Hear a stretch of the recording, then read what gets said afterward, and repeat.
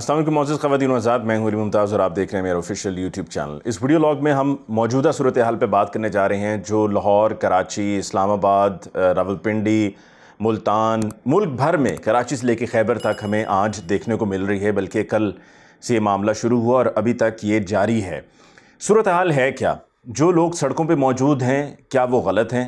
जो हमारा लिबरल तबका है, जो हमारे बहुत ही आज़ाद ख्याल लोग हैं, वो ये समझते हैं कि ये जो सड़कों पर निकल कर एहतजाज हो रहा है, ये एहतजाज कतन गलत है, ये लोग गलत हैं, इनका अंदाज़ गलत है, इनकी सोच गलत है। तो उनको ये कहते हुए कि जब वो सोच की बात करते हैं तो उनको शर्म आनी चाहिए कि सोच तो दरअसल आपकी गलत है। जिस मकसद के लिए वो निकले हैं उस मकसद के हुसूल के लिए तो वो क्या, हर किसी को, हर शख्स को, हर मुसलमान को निकलना चाहिए और उनकी आवाज़ में आवाज़ मिलानी चाहिए। वो क्या अपने शौक़ से निकले हैं सड़कों पे? उनको मजबूर किया गया है। वो आना नहीं चाह रहे थे। वो चाह रहे थे कि जो हम पहले तय कर चुके हैं, जो हमारे साथ पहले तय हो चुका है हुकूमत की तरफ से, उस पर बस अमल दरामद हो जाए। एक मुआहिदा हुआ और हुकूमत ने मुआहिदा किया। किसी गली मोहल्ले, किसी चौराहे या किसी कोई काउंसिल के दफ्तर में किसी शख्स ने नहीं किया, बल्कि हुकूमत पाकिस्तान ने वो मुआहिदा किया। और उस मुआहिदे में हुकूमत पाकिस्तान ने ये तय किया था कि हम अपने फ्रांस के साथ ताल्लुकात का जायज़ा लेंगे, उसको रिव्यू किया जाएगा और जो मुतालबा किया गया था उस मुतालबे पर अमल दरामद होगा, यानी कि फ्रांसीसी सफ़ीर को वापस भेजा जाएगा।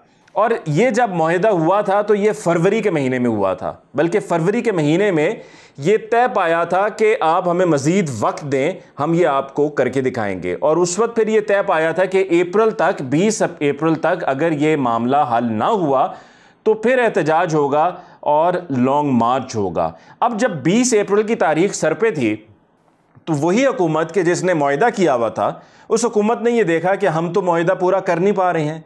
हम तो मुआहिदा कर ज़रूर सकते हैं पर उस पर अमल करने में हमारे पास पता नहीं क्या कबाहत है, क्या हिचकिचाहट है। वैसे तो वफाकी वज़ीर दाखिला शेख रशीद अहमद साहब कहते हैं कि जी इस मामले पर कोई किसी किस्म का समझौता नहीं है।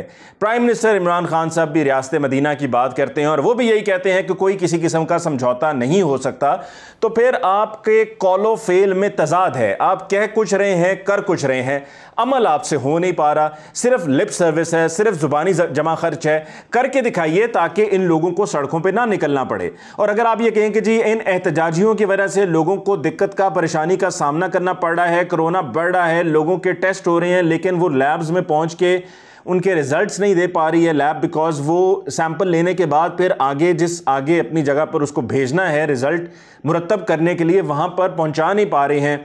सिलेंडर्स अस्पतालों में नहीं पहुंच रहे हैं ऑक्सीजन के, या जिन लोगों ने घर पे सिलेंडर्स का इंतज़ाम किया हुआ है ऑक्सीजन का, उनको भी घरों पे नहीं मिल पा रहे हैं। लोग परेशान हैं। किसी ने कहीं और काम से पहुंचना है तो सारे शहर ही तकरीबन ब्लॉक्ड हैं अभी इस वक्त।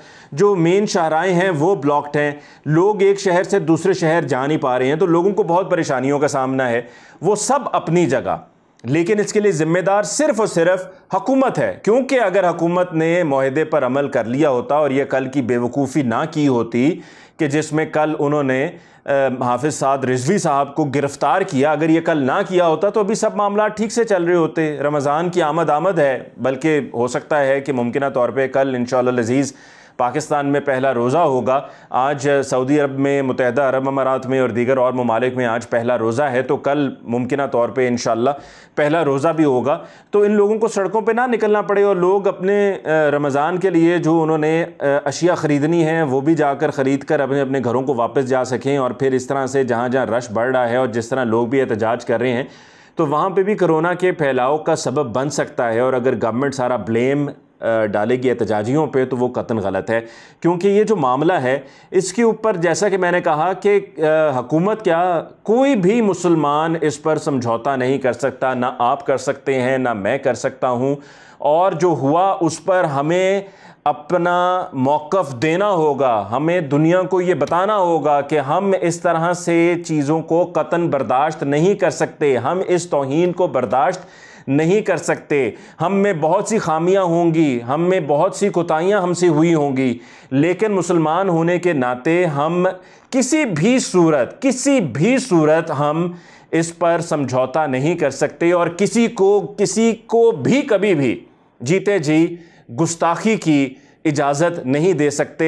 हमारे नबी हज़रत मोहम्मद मुस्तफ़ा सल्लल्लाहु अलैहि वसल्लम की शान में अगर कभी कोई ऐसा करने का सोचेगा भी तो हम उससे उसका हिसाब ले लेंगे। लेकिन जहां पर ऐसा हुआ है उस पर जो हमारा तरीक़ाकार है, ना हुकूमत ये कहती है कि आप फ्रांसीसी प्रोडक्ट्स का बॉयकॉट करें, ना हुकूमत जो है वो फ्रांसीसी सफ़ीर को वापस भेज रही है, ना हुकूमत की तरफ से कुछ और ऐसा किया गया है कि जिस पर हमें तसल्ली हो कि हुकूमत सिर्फ कह नहीं रही बल्कि करके भी दिखाएगी।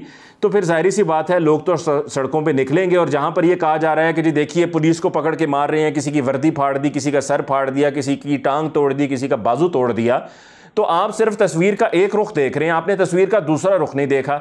आपने ये नहीं देखा है कि पुलिस एहलकार क्या कर रहे हैं। जहां जहां उनको मौका मिल रहा है, तो जिस तरह पुलिस की तरफ से डंडा सोटा चल रहा है इन आशिकाने रसूल पर, वो आप अगर देखें तो यकीनन आपको समझ में आ जाएगा कि जो रद्द अमल है वो बिल्कुल बजा है।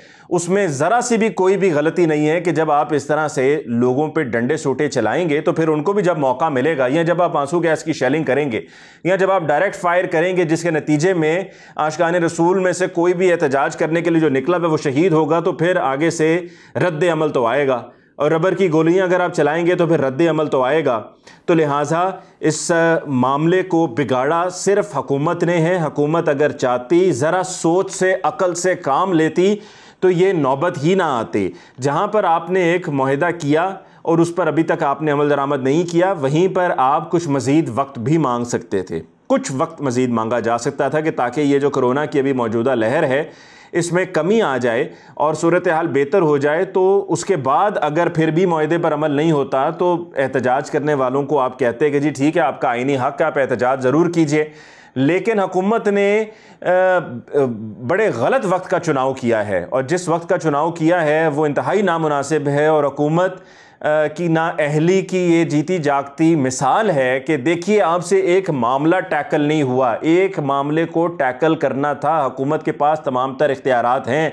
हुकूमत ज़िद नहीं लगा सकती, हुकूमत अना का मसला नहीं बना सकती, हुकूमत अड़ नहीं सकती। हुकूमत का काम है कि जाना और बात करना और मसले को हल करना। हर मसले का हल एहतजाज क्यों मजबूर करते हैं लोगों को सड़कों पर आने से और एहतजाज करने से और सड़कें बंद करने से? और अगर ये कहा जाए जी एहतजाज आप सड़क की साइड पे करें, तो ये हमारे मुल्क में कौन सा एहतजाज है जो सड़क की साइड पर होता है? कौन सी पॉलिटिकल पार्टी है जिसने कभी एहतजाज किया और सड़कों पे आके सड़कें बंद करके एहतजाज नहीं किया?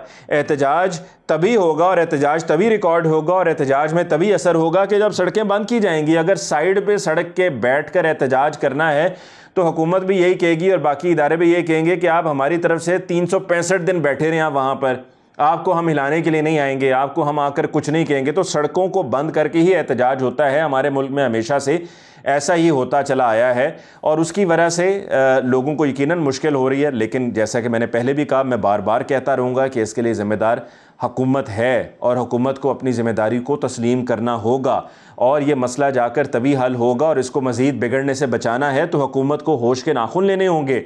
अगर बैठे रहे, इंतज़ार करते रहे और ये सोचते रहे कि जैसे ही रमज़ान शुरू होगा तो ये सब अपने घरों को चले जाएंगे, तो ऐसा कतन नहीं है।